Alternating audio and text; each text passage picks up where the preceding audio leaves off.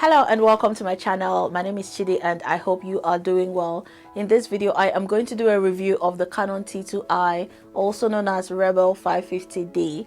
Now this camera was released in March 2010, so it is 12 years old. Now I have had it since 2012, so it's about 10 years old now, and I wanted to let you know my experience with it, the pros, the cons, and some of the things I've experienced as I've used this camera. And also I'd let you know at the end of this video whether this is a great option for you to get in 2022, especially as an entry-level DSLR camera. So let's get straight into it.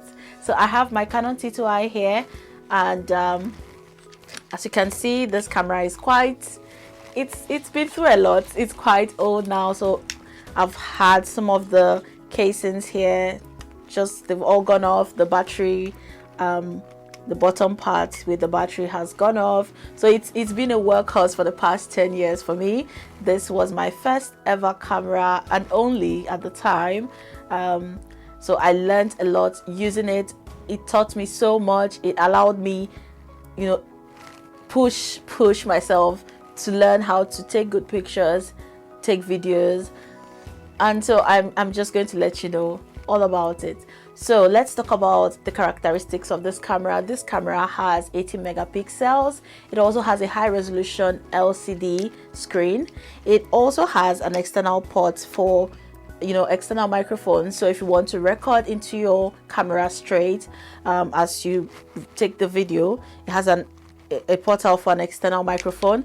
It also of course has the portal for batteries, for your SD cards. It has a slot for just one SD card, and of course it has all of these buttons, which I will probably put a description of here. But yeah, this camera is a true workhorse, and it is an entry-level DSLR, which means it's not as sophisticated as what we have right now. Okay, it's very basic, but it will teach you, it will push you to figure out how to take pictures, and then just get you introduced into the world of photography or videography, and then you can take it from there as you go along. So what are some of the advantages that it has? Now first, if you're someone who has been taking videos on your phone and you want to upgrade into the DSLR world, I think this is a great option for you, especially given that it is very affordable. It is very handy. You can see how it fits right into my hand here. It's very handy, so it's not bulky, it's not cumbersome. You're not going to struggle so much holding this camera, so it will allow you some of that flexibility that comes with having a lightweight camera, and then you can figure out how to take good pictures whilst using it. So if you're going from your phone to something like this, it's definitely an upgrade. I do know that there are phones that are way advanced right now. Of course, this is a 12-year-old camera, so we have phones that have gone so far as having 4K resolution and taking really good pictures, having higher megapixels than this camera. But if you're looking for a DSLR camera, then this will be a good option for you.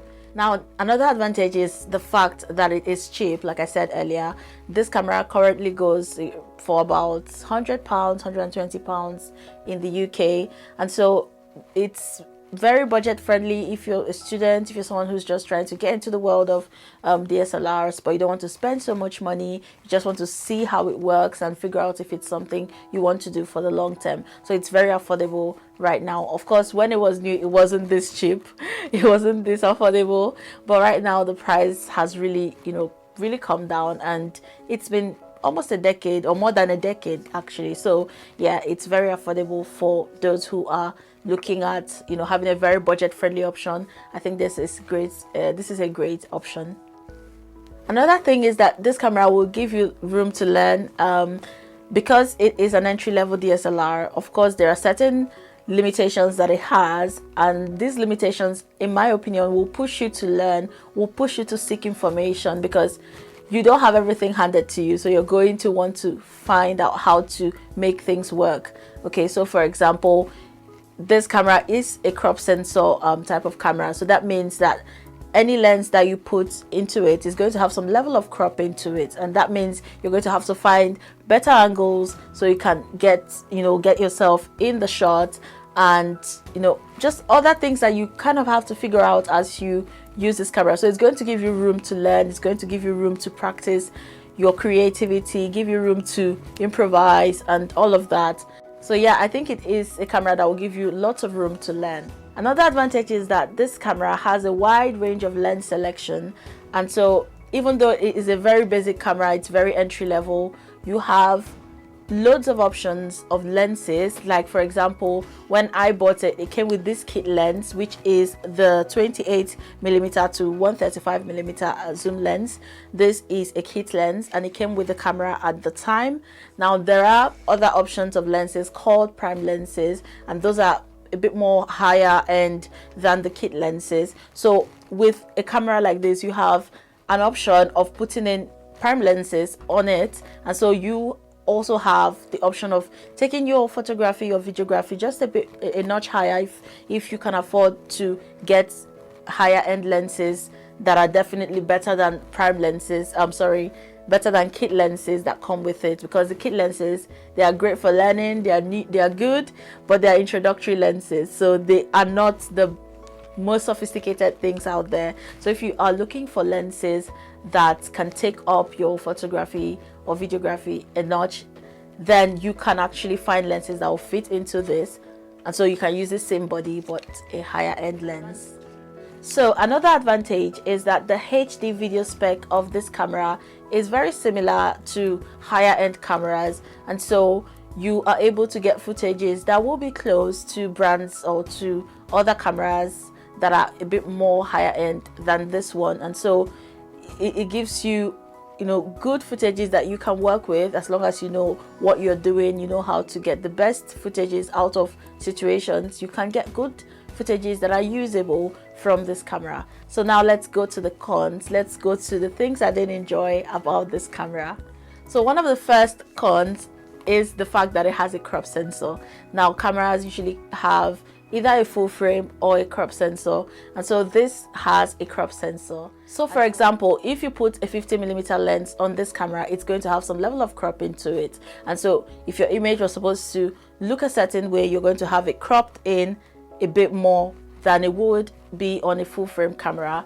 And so yes, it has a crop, it has a crop factor to it, and this might be something you might find challenging to use in certain situations, especially if you are using budget-friendly prime lenses like the 50mm 1.8 lens. You're going to find that sometimes you might have to angle this camera so far away or from the top just to get some more distance to film your subjects or to take your photographs. Now, of course, if you upgrade to higher end lenses, then you might get more advantages as you upgrade, but I found that in my experience, because I started with this this kit lens, I found that I did have to make some adjustments, and of course I ended up getting the 50mm lens, which I still had to do some adjustments, even though it did improve the quality of the footages I got, but I still had to make some adjustments. I had to move further away from myself when filming, and just so I could get footages that were usable, that were not just straight into your face,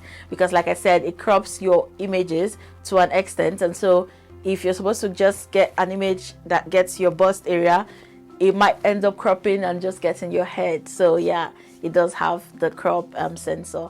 The next thing is that it has a very low ISO level. So when you're in low light situations, you're not going to get very sharp footages or pictures. And the higher you go on the ISO, the more noise you're going to introduce to your footages, and it's not going to be as sharp. So yeah, that's another disadvantage of this camera. And of course, the last but not the least is the fact that it has no autofocus in movie mode. And so that means that you have to manually focus and, stand at the same spot when filming. You can't depend on this camera to focus as you move and film along. So yeah, that's another disadvantage that it has. Another disadvantage is that it doesn't have an earphone slot. So if you were someone who wanted to record your videos and listen as you record them, you might not be able to do that. You would have to copy out that footage and then listen from probably your computer.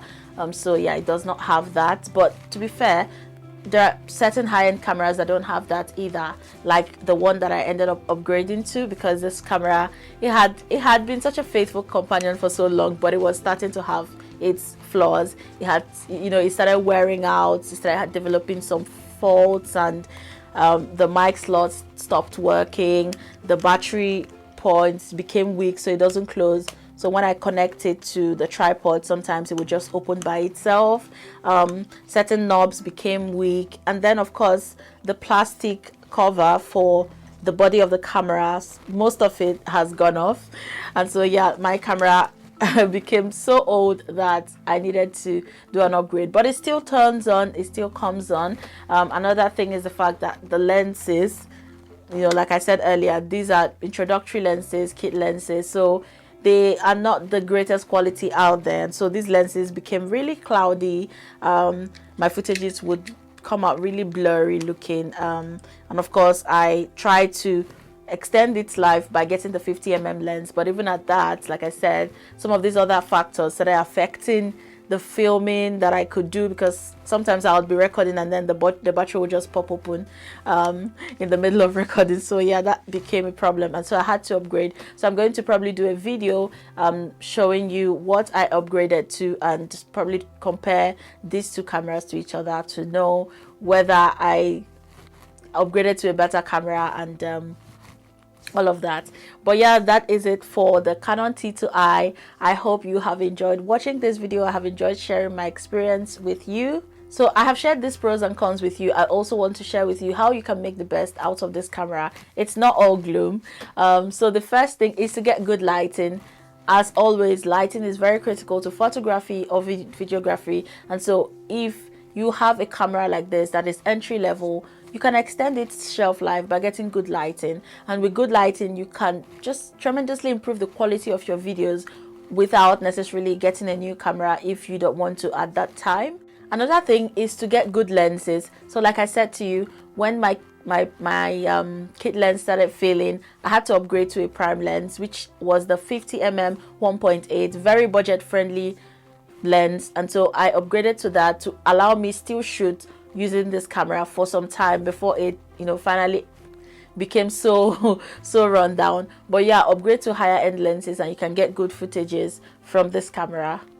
Another way to manage using this camera is to get higher tripods and or better angles. And so if you're using a very, you know, short tripod, you might find that sometimes the footage or your images will be so close to the camera, and so you might have to angle a bit more higher to get your face, or to get a bit more distance between your subject and the camera. And so get a higher tripod or find angles that will allow you take footages from a longer distance or a further distance than if the tripod was just right in front of your face. So the question is, should you get this camera in 2022?